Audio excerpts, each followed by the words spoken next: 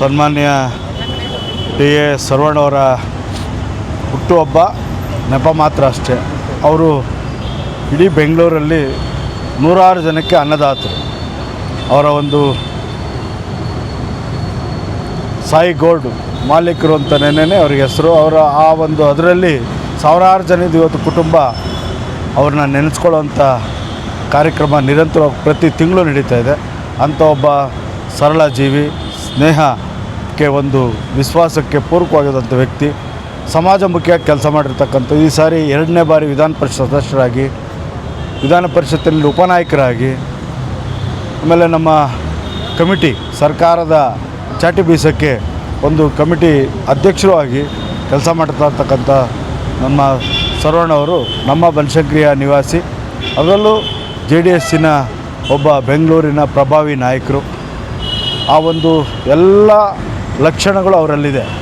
ಸಾರ್ವಜನಿಕವಾಗಿ ಏನು ಕೆಲಸ ಮಾಡಬೇಕು, ಸ್ನೇಹಿತರನ್ನ ಯಾವ ರೀತಿ ಸಂಪಾದನೆ ಮಾಡಬೇಕು, ಸಾರ್ವಜನಿಕರಿಗೆ ನನ್ನ ವೈಯಕ್ತಿಕವಾಗಿ ಪಬ್ಲಿಕ್ಕೇನು ಸಹಕಾರ ಕೊಡಬೇಕು ಅನ್ನೋದೆಲ್ಲ ಒಂದು ಮನಗಟ್ಟು ಅವರೆಲ್ಲರ ವಿಶ್ವಾಸ ಗೆದ್ದಿರ್ತಕ್ಕಂಥ ಸನ್ಮಾನ್ಯ ಸರ್ವಣ್ಣ ಸಾಹೇಬರಿಗೆ ತಾಯಿ ಬನಶಂಕರಮ್ಮ ಆರೋಗ್ಯ, ಆಯುಸ್ಸು, ಅಧಿಕಾರ, ಈ ಅಧಿಕಾರ ಅಲ್ಲ ಇನ್ನೂ ಹೆಚ್ಚಿನ ಅಧಿಕಾರ ಕೊಡಲಿ ಅಂತೇಳಿ ನಾನು ತಾಯಿ ಬನಶಂಕರಲ್ಲಿ ಪ್ರಾರ್ಥನೆ ಮಾಡಿ ಅವರಿಗೆ ಹುಟ್ಟುಹಬ್ಬದ ಶುಭಾಶಯ ಕೊಡ್ತೀನಿ. ರಾಜ್ಯದ ಹಲವಾರು ಕಡೆಯಿಂದ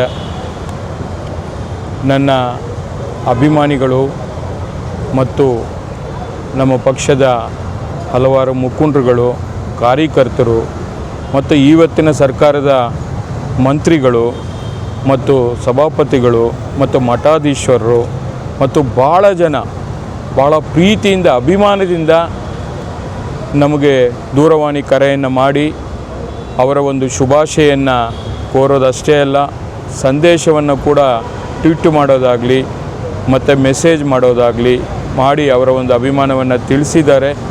ಬಹುಶಃ ನಾನು ಕೂಡ ಯಾವತ್ತೂ ಪ್ರತಿ ವರ್ಷ ಏನು ತಿರುಮಲೆಯ ತಿರುಪತಿ ವೆಂಕಟೇಶ್ವರ ಸ್ವಾಮಿಯ ದರ್ಶನ ಪಡೆಯೋದಂಥ ಒಂದು ವಾಡಿಕೆ ಇದೆ. ಅದೇ ಥರ ಬೆಳಗ್ಗೆ ಇವತ್ತು 6 ಗಂಟೆಗೆ ಸ್ವಾಮಿಯ ದರ್ಶನವನ್ನು ಪಡ್ಕೊಂಡಿದ್ದೀನಿ.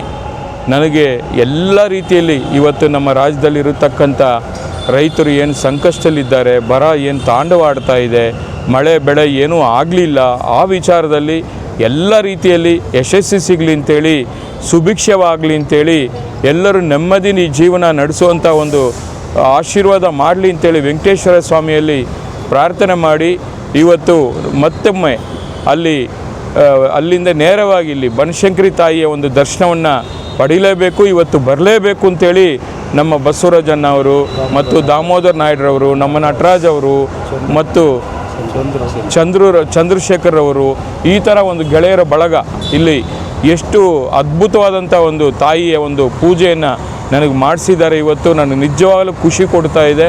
ಇಷ್ಟೇ ಅಲ್ಲ, ಇನ್ನೂ ಭಾಳಷ್ಟು ಕಾರ್ಯಕ್ರಮಗಳಲ್ಲಿ ಕಾಯ್ತಾ ಇದೆ. ಅಲ್ಲಿ ಪೌರ ಕಾರ್ಮಿಕರದಿರ್ಬೋದು, ಆಟೋ ಚಾಲಕರದಿರ್ಬೋದು, ಮತ್ತು ಒಂದು 150 ವಿದ್ಯಾರ್ಥಿಗಳಿಗೆ ಸ್ಕಾಲರ್ಶಿಪ್ ಕೊಡುವಂಥ ಕಾರ್ಯಕ್ರಮ ಇರ್ಬೋದು. ಭಾಳ ಜನ ಅಭಿಮಾನಿಗಳು ಇಡೀ ರಾಜ್ಯದಿಂದ ಬಂದು ಈಗ ಕಾಯ್ತಾ ಇದ್ದಾರೆ. ಅವರೆಲ್ಲರ ಒಂದು ಶುಭಾರೈಕೆಯನ್ನು ನಾನು ತಗೊಂಡು ಮುಂದಿನ ದಿನಗಳಲ್ಲಿ ಈ ರಾಜ್ಯದಲ್ಲಿ ಒಂದು ಉತ್ತಮವಾದಂಥ ಒಂದು ಆಡಳಿತ ಕೊಡುವಂಥ ಒಂದು ಸರ್ಕಾರ ಬರಬೇಕು. ಅದಕ್ಕೆ ನಮ್ಮ ಎಲ್ಲ ರೀತಿಯಲ್ಲಿ ನಾವು ಕೂಡ, ನಾನು ಬಸವರಾಜ್ ಅವರು ಎಲ್ಲ ನಾವಿಬ್ಬರು ಸ್ನೇಹಿತರೆ ತುಂಬ ವರ್ಷದಿಂದ. ರಾಜಕೀಯ ಇವತ್ತಿರ್ಬೋದು, ಇಲ್ಲ ಅಂತಲ್ಲ, ಬಟ್ ಇವತ್ತು ನಮಗೆ ಬೇಕಾಗಿರತಕ್ಕಂಥದ್ದು NDA ಮೈತ್ರಿಕೂಟ ಬರಬೇಕು. ಆವಾಗ ಮಾತ್ರ ರಾಷ್ಟ್ರದಲ್ಲಿ ಏನು ನರೇಂದ್ರ ಮೋದಿಜಿಯವರಿಗೆ ಒಂದು ಬಲಿಷ್ಠ ಭಾರತವನ್ನು ಯಾವ ಥರ ನಿರ್ವಹಿಸ್ತಾ ಇದ್ದಾರೋ ಅದೇ ರೀತಿ ಈ ರಾಜ್ಯದಲ್ಲಿ ಕೂಡ ಒಂದು ಉತ್ತಮವಾದಂಥ ಸರ್ಕಾರ ಬರಬೇಕು ಅಂತೇಳಿ ಈ ರಾಜ್ಯದ ಜನ ಬಯಸ್ತಾ ಇದ್ದಾರೆ. ಅದಕ್ಕೆ ತಕ್ಕಂಥ ಒಂದು ಸಂಕಲ್ಪವನ್ನು ಇಟ್ಕೊಂಡು ಇನ್ನೂ ಏನು 1 ವರ್ಷ ಚುನಾವಣೆ ವರ್ಷ ಬರ್ತಾ ಇದೆ. ಅದಕ್ಕೆ ನಾವೆಲ್ಲರೂ ಕೂಡ ಒಟ್ಟೊಟ್ಟಾಗಿ ನಾವು ಕೆಲಸ ಮಾಡಿ ಜನರ ವಿಶ್ವಾಸವನ್ನು ಗೆಲ್ತೀವಿ ಅಂತೇಳಿ ಇವತ್ತು ನಾನು ಈ ಸಂದರ್ಭದಲ್ಲಿ ಹೇಳಲಿಕ್ಕೆ ಬಯಸ್ತಾ ಇದ್ದೀನಿ.